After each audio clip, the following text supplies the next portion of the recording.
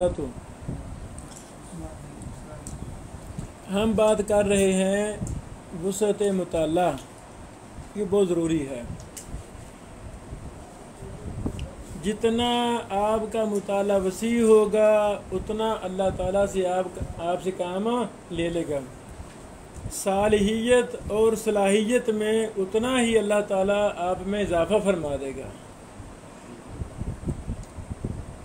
چھوٹا مطالعہ ہے تو آپ کی سوچ بھی چھوٹی، بڑا مطالعہ ہے سوچ بھی بڑی۔ کند ذہن سے کند ذہن بچے کو مطالعہ پہ لگا دیں، وہ اپنے دور کا حافظ دنیا بن جائے گا۔ یہ مطالعہ میں ہوتا کیا ہے؟ کبھی آپ امام ابن تیمیہ جیسے ذہین فتین انسان کی کتابیں پڑھ رہے ہیں، یہی ہوتا ہے نا؟ گویا کہ ابن تیمیہ کے ذہن کی صلاحیتیں آپ میں آ رہی ہیں۔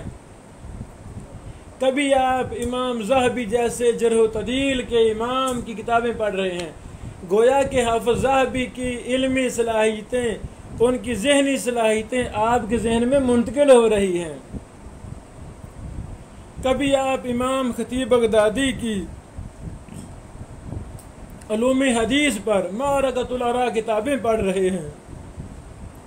جو طالب علم امام خطیب بغدادی کو لازم پکڑ لیتا ہے، جو علوم حدیث کی اصل بنیادی اور مرجع کتابیں ہیں، جو ان کو لازم پکڑ لیتا ہے، گویا اس کے اندر امام خطیب بغدادی کی علمی عملی ذہنی صلاحیتیں قابلیت اس کے ذہن میں آ رہی ہے۔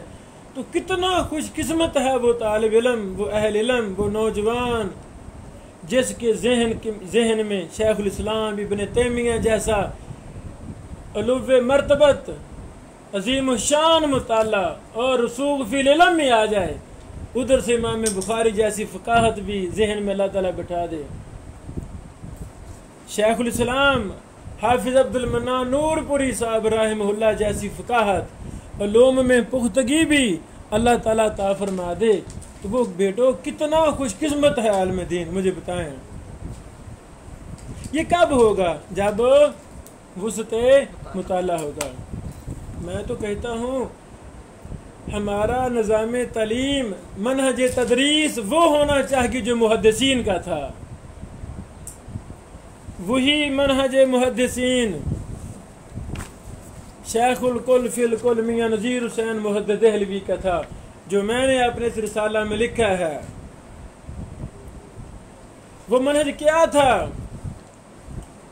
آپ میرے سامنے میرے پاس استفادہ کے لیے حاضر ہوئے ہیں، میں آپ کو اپنی ذات کے ساتھ اٹیچ نہ کروں، بلکہ آپ کا رابطہ جوڑ دوں شیخ الاسلام ابن حجر کے ساتھ، آپ کا رابطہ جوڑ دوں شیخ الاسلام ابن قیم کے ساتھ، آپ کا رابطہ جوڑ دوں شیخ الاسلام امام زہری صاحب کے ساتھ، امام سفیان بن عیینہ کے ساتھ، جو تاریخ میں سب سے بڑے علماء بڑے محدثین گزرے ہیں، میں آپ کا رابطہ ان سے جوڑ دوں۔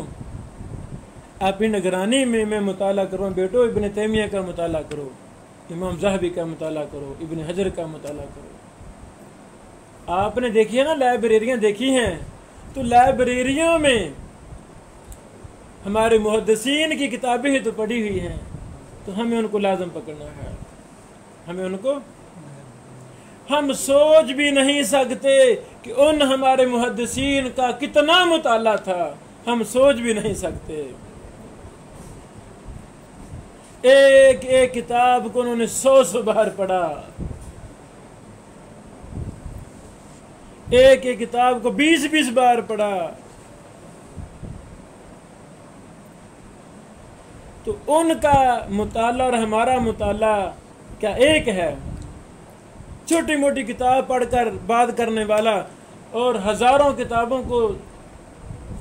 کتابوں میں زندگیاں گزارنے والا شخص، محدث اور محقق اور مصنف، کیا اس کا مطالعہ اور ہمارا مطالعہ ایک برابر ہو جائے گا؟ کبھی بھی نہیں برابر ہوگا۔ تو ہم نے پھر کیا کرنا ہے؟ ہم نے وہی انداز وہی منہج اپنانا ہے جو محدثین کا تھا۔ فتاوا علماء نہیں فتاوا اہل حدیث، شیخ الحدیث حافظ عبداللہ محدث روپڑی کا فتاوا جلد نمبر 3 کی آخر میں یہ داستان لکھی ہوئی ہے، آپ وہاں پڑھ سکتے ہیں۔ کیا داستان؟ نمازی کے آگے جوتا پڑا ہو نماز ہو جائے گی یا نہیں ہوگی؟ یہ مسئلہ ہے نا، فقہی مسئلہ۔ مناقشہ چلا، اس کی تفصیل کا خلاصہ میں بیان کر دیتا ہوں۔ کبھی کبھی شیخ البانی رحمہ اللہ طلبہ مدینہ یونیورسٹی کے ساتھ باہر سیر و تفریح کے لیے جاتے تھے، وہاں جا کر علمی محفل لگتی تھی، علمی مجلس لگتی تھی۔ اسی مجلس میں ہمارے استاد محترم حافظ ثناء اللہ مدنی شیخ الحدیث و تفسیر العلامہ الامام المسند نے سوال کیا شیخ البانی صاحب سے، شیخانہ آگے جوتا ہو کیا نماز ہو جاتی ہے؟ شیخ نے فرمایا بھی ہاں ہو جاتی ہے، کوئی حرج نہیں ہے۔ تو حافظ ثناء اللہ مدنی صاحب نے کہا منع کی دلیل طبرانی کبیر میں آتی ہے۔ شیخ البانی صاحب نے کہا طبرانی کبیر میں ایسی کوئی حدیث نہیں ہے۔ حافظ صاحب کہہ رہے ہیں ہے، شیخ البانی صاحب کہہ رہے ہیں نہیں ہے نہیں ہے، تکرار ہو رہا ہے۔ وہاں پر یہ سارا منظر شہید ملت انشاءاللہ علامہ احسان اللہ ظہیر رحمہ اللہ بھی کھڑے تھے۔ علامہ صاحب نے محترم حافظ ثناء اللہ مدنی صاحب حافظہ اللہ کو مخاطب کیا اور کہا حافظ صاحب خاموش ہو جاؤ، کہ آپ کو پتہ نہیں ہے کہ شیخ البانی نے المعجم الکبیر طبرانی کو 16 دفعہ پڑھا ہے۔ نہیں سمجھ لگی میری بات؟ نہیں لگی۔ طبرانی کبیر دور کی کتاب ہے، ابو داؤد نسائی ابن ماجہ نہیں ہے، دور کی کتاب ہے۔ جس شخص نے دور کی کتاب دور کے مرجع کو 16 دفعہ پڑھا ہو، بتاؤ یہ جو قریب کی کتابیں ہیں اس کا کیا حال ہوگا؟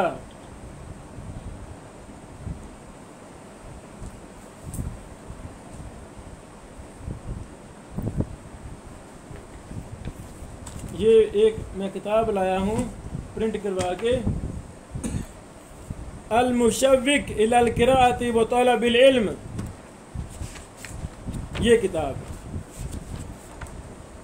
دارالعالم الفوائد کے عظیم محقق اور نگران، یہ مکہ مکرمہ میں ادارہ ہے دارالعالم الفوائد، یہ شیخ فضیلت المحدث دکتور بکر ابو زید رحمہ اللہ کا ادارہ، جہاں سے امام ابن تیمیہ کی ساری کتابیں تباہ ہوئیں، مخطوطات تباہ ہوئے ماشاءاللہ، شیخ ابن قیم کی کتابیں تباہ ہوئیں، مولوی یمانی کی ساری کتابیں تباہ ہوئیں، اللہ ان کو جزائے خیر دے۔ اس ادارہ کی اب یہ نگران ہے شیخ علی بن محمد آل عمران، انہوں نے یہ بڑی کمال کتاب لکھی ہے، یہ کتاب بار بار پڑھنے والی ہے، اس کا اردو ترجمہ نہیں چھپا۔ آپ میں سے جو میرا بھائی شوق رکھتا ہو اس کو اردو میں ہم کنورٹ کریں وہ اس کو کریں، پھر ہم اس کو شائع کریں گے، اللہ کو جزائے خیر سے۔ یہ بڑی بمباڑ کتاب ہے، اس میں کیا ہے؟ اللہ اکبر، مہذب کتاب کو 25 مرتبہ پڑھا، مدونہ کو 1000 مرتبہ پڑھا، بخاری کو 60 سے زیادہ مرتبہ پڑھا، بخاری کو 700 سے زیادہ مرتبہ پڑھا۔ آگے حوالے موجود ہیں، میں اپنی طرف سے نہیں باتیں کر رہا، یہ سارے فہرست سے مزے لے کر میں یہ باتیں کر رہا ہوں، ہر بات باحوالہ۔ یعنی صحیح بخاری کو ایک محدث نے 700 مرتبہ پڑھا۔ مجھے بتائیں جس نے 700 مرتبہ پڑھا ہوگا اس کا بخاری کے ساتھ کیا رابطہ ہوگا؟ کہ سچی باتیں اس کتاب میں ساری باتیں باحوالہ لکھی ہوئی ہیں۔ صحیح بخاری کو 6 دنوں میں استاد سے پڑھا، 5 مجلسوں میں پڑھا، اللہ اکبر۔ سنن کبریٰ بہقی کو 10 مجلسوں میں مکمل پڑھا استاد پر۔ یہ کتاب حیران کن کتاب ہے، یہ کتاب بڑی بمباڑ کتاب ہے۔ آئی سمجھے؟ میں نے چند چیزیں پیش کی ہیں، ورنہ آپ اس کو پڑھیں اشش کر اٹھیں گے، اس میں بڑے زیادہ حوالے ہیں۔ لو جی، جتنا جلدی ہو سکے اب اس کا ترجمہ کریں، یہ ساتھ لے جاؤ انشاءاللہ انشاءاللہ۔ میرے عزیزو، چند میں حوالے پیش کرنا چاہتا ہوں۔ الاعتصام، محدث بوجیانی رحمہ اللہ رحمتاً واسعہ۔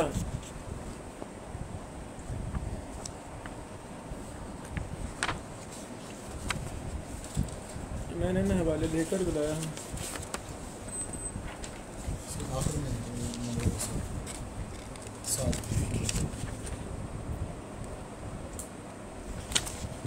پتہ نہیں اب کہاں ہے۔ ہاں، بوجیانی صاحب کے بارے میں لکھا ہوا ہے، اللہ اکبر، فضیلۃ الشیخ نعیم الحق نعیم رحمہ اللہ نے۔ حافظ نعیم الحق نعیم یہ گجرانوالا کے تھے، بہت عظیم مصلح مربی اور علم و عمل کے پہاڑ تھے۔ حضرت مولانا کا ذوق مطالعہ، کتنا ذوق مطالعہ تھا بوجیانی صاحب کا، یہ باتیں سنیں۔ 281 صفحہ نمبر ہے، 281 صفحہ نمبر ہے۔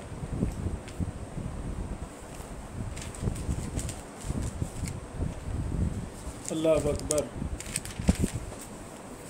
لکھتے ہیں نعیم الحق نعیم صاحب، علم ایک سمندر ہے جس کی کوئی انتہا نہیں، تاہم اس کی سیر کرنے کے لیے جو کشتی کار آمد ہو سکتی ہے وہ کتاب کی کشتی ہی ہے۔ سبحان اللہ۔ چنانچہ اس سمندر کی وسعتوں اور گہرائیوں کا تلاش کرنے والا انسان کاغذی سفینوں سے بے نیاز نہیں ہو سکتا۔ مولانا محمد عطا اللہ حنیف بوجیانی رحمہ اللہ بھی ان لوگوں میں سے تھے جو زندگی بھر بحر علم کی گہرائیوں اور گہرائیوں کی جستجو میں لگے رہتے۔ علم اور کتاب کے ساتھ ان کا تعلق کچھ اسی قسم کا تھا جس قسم کا تعلق عام آدمی کا کھانے پینے کے ساتھ ہوتا ہے۔ حضر ہوتا یا سفر، کتاب ان کے پاس ہمیشہ ہوتی۔ علم اور کتب بینی کا شوق اتنا شدید تھا کہ گاڑی میں بیٹھے ہوئے بھی مطالعہ کرتے رہتے، بلکہ بعض اوقات پیدل چلتے ہوئے بھی کتاب کھول کر پڑھتے جاتے تھے۔ مسجد مبارک اسلامی کالج لاہور میں نماز جمعہ پڑھ کر یا پڑھا کر اکثر بیشتر انارکلی جاتے، جہاں پرانی کتب فروخت ہوتی ہیں۔ اگر کوئی کتاب پسند آ جاتی تو خرید لیتے، وہاں سے گھر تک چلتے، پیدل چلتے، گھر پہنچنے تک کتاب کا خاصا حصہ نظر سے گزر چکا ہوتا تھا۔ میرے عزیزو، گھر میں کھانا کھانے کے دوران بھی عموماً کوئی نہ کوئی کتاب مولانا کے زیر مطالعہ رہتی تھی، حتیٰ کہ کھانے سے فارغ ہو کر جب دانتوں کا خلال کرنے لگتے تب جا کر مطالعہ کا سلسلہ رکتا۔ رات کو سوتے وقت بھی کتب بینی کا شغل جاری رہتا تھا۔ یہی وجہ ہے کہ ان کے بستر پر عام طور پر کوئی نہ کوئی کتاب پڑی رہتی۔ بسا اوقات یوں ہوتا کہ پڑھتے پڑھتے نیند غالب آ جاتی، سو جاتے اور کتاب اسی طرح کھلی کی کھلی رہ جاتی۔ میرا آپ سے سوال ہے، اگر محدث بوجیانی کو اس درجے کا مطالعے کا شوق نہ ہوتا، وہ مطالعہ نہ کرتے، کیا محدث بوجیانی جیسے فقیر اور مسکین کے حالات پر اتنی بڑی کتاب جو 1230 صفحات پر مشتمل ہے لکھی جاتی؟ مجھے بتایا جائے اتنی زیادہ اہم شخصیت کیسے بنی؟ بغیر مطالعہ کے بن گئی؟ کیسے بنی؟ کیسے قائدانہ صلاحیتیں پیدا ہوئیں؟ کیسے امت کی رہنمائی کی، کیسے محدثین کی، مصنفین کی جماعتیں تیار کی. شیخ ارشاد اللہ قصری صاحب کی رہنمائی کرنے والے بوجیانی صاحب، محمد اسحاق بٹی کو کھڑا کرنے والے بوجیانی صاحب، حافظ صلاح الدین یوسف صاحب کو کھڑا کرنے والے بوجیانی صاحب، اور ایک امت کی رہنمائی کرنے والے بوجیانی صاحب. تو میرے عزیزو یہ کیسے ممکن ہوا؟ اللہ کی رحمت ہے. اس کے بعد پھر وسط مطالعہ تھا، ایک ذہن میں تلاطم تھا، امت کا غم تھا، جس کی وجہ سے رہنمائی کر کر اتنی کتابیں لکھی، شائع کی. الاعتصام، رحیق جیسے نامی گرامی رسالوں کو شائع کیا. یہ جو میں نے صفحہ لکھوایا ہے اس کے آگے کئی ایک محدثین کے، شیخ بوجیانی کے، نعیم الحق نعیم صاحب رحمہ اللہ نے واقعات لکھے ہیں. یہ خود مطالعہ کرنا، اس کتاب میں بہت کچھ ڈاٹا موجود ہے. یہ کتاب حافظ عبد المنان نور پوری رحمہ اللہ، اس کتاب میں بھی ایک مستقل باب ہے استاد محترم رحمہ اللہ کے ذوق مطالعہ پر. صفحہ نمبر لکھ لیں. یہ بھی آپ نے، یہ نیٹ پر بھی کتاب ہے، بازار میں بھی ہے، اس کو خریدیں ورنہ نیٹ سے ڈاؤن لوڈ کر کے اس کا مطالعہ کریں.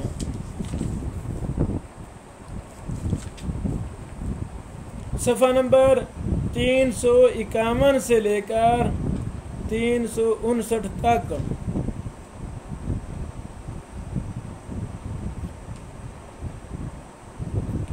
مسند احمد شیخ نور پوری صاحب نے مکمل پڑھی تھی. یہ صفحہ نمبر 357 میں لکھا ہوا ہے. 357 میں 24 گھنٹے مطالعہ کرتے، تھک جاتے، تھوڑی دیر آرام کر لیتے، اٹھتے پھر مطالعہ. مجھے بتایا جائے اگر استاد محترم نور پوری صاحب رحمہ اللہ اس قدر مطالعہ کی شوقین نہ ہوتے، علم میں رسوخ نہ ہوتا، تو بتائیں وہ شیخ الحدیث کے منصب پر فیض ہوتے؟ سنو،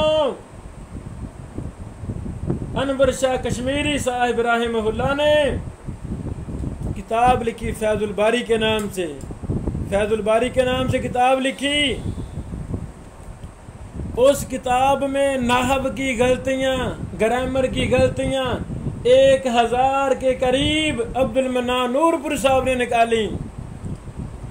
اس میں نحو کی، گرامر کی غلطیاں ہیں. آپ نے یہ جملہ اس طرح لکھا ہے، ہونا اس طرح چاہیے. مستقل کتاب لکھی. تو بتائیں یہ کیسے ممکن ہوتا ہے جب بڑا مطالعہ، اکیلا مطالعہ نہیں، مطالعہ میں رسوخ، اکیلا مطالعہ نہیں، اکیلا مطالعہ نہیں، مطالعہ میں رسوخ، اساتذہ کی نگرانی میں مطالعہ. ایک ایک بحث کو جب آپ 20 کتابوں سے پڑھیں گے پھر رسوخ پیدا ہوگا. توجہ کرنا. ایک مسئلہ، کوئی مسئلہ لے لیں، کوئی فقہی مسئلہ، اصولی مسئلہ لے لیں، جب آپ اس ایک مسئلہ کو 20 کتابوں سے 100 کتابوں سے پڑھیں گے، بتائیں کس کس نے غلطی کی ہے آپ کو پتہ چلے گا کہ نہیں چلے گا. وہی مسئلہ فقہاء اربعہ کی کتابوں میں، ان کے متابعین کی کتابوں میں، محدثین کی کتابوں میں، شارحین، فقہاء، مفتیان، سب کتابوں میں وہی مسئلہ. تو سب دودھ کا دودھ پانی کا پانی ہو جائے گا. فلاں نے بات ٹھیک لکھی ہے، فلاں نے غلط لکھی ہے، فلاں شیخ نے جھوٹی روایت سے استدلال کیا ہے، فلاں نے ضعیف روایت لکھی ہے. یہ کب بصیرت پیدا ہوگی؟ جب ایک ایک مسئلہ کو 20 کتابوں میں ہم دیکھیں گے. جب دیکھیں گے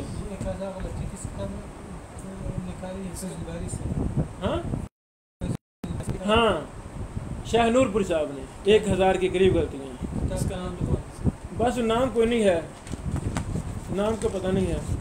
نور پوری صاحب نے جو کتاب لکھی فیض الباری کے رد میں، وہ اصل میں گوندلوی صاحب کے حواشی ہیں، وہ مرتب کیے نور پوری صاحب نے، پھر مزید اپنی طرف اضافے کیے. کالا یقول اقول کہہ کر، کالا سے مراد انور شاہ کشمیری صاحب، اقول سے مراد گوندلوی صاحب کی عبارت، یقول سے مراد شیخ نور پوری صاحب کا آگے وضاحت ہے.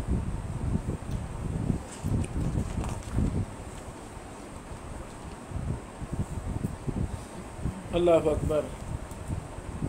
یہ کتاب محدث العصر حافظ زبیر علی زئی رحمہ اللہ پر خصوصی اشاعت حیات و خدمات اشاعت الحدیث میں جو چیزیں چھپیں، اس میں بھی استاد محترم کے حوالہ سے کہ شیخ زبیر صاحب رحمہ اللہ کا وسعت مطالعہ کتنا تھا، اس میں بھی کافی چیزیں منتشر اقوال جہاں بھی ملتے ہیں وہ پڑھنے کے لائق ہیں.